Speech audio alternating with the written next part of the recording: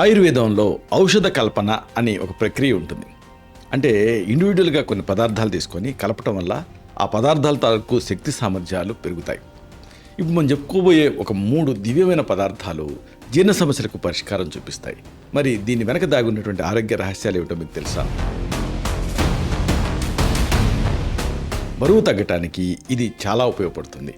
అయితే దీనిపైన ఇంకేమన్నా మీకు అనుమానం ఉన్నా, ఇది కొవ్వును నిజంగా కరిగిస్తుందా అనేది మీకు ఒక డౌట్ ఉన్నా, దీని వెనక ఉండేటువంటి శాస్త్రీయతని మీరు పరిష్కరించుకోవచ్చు. మానసిక ఆందోళనని ఇది తగ్గిస్తుంది. అయితే ఇది మనసుని ఎలా ప్రశాంతపరుస్తుంది?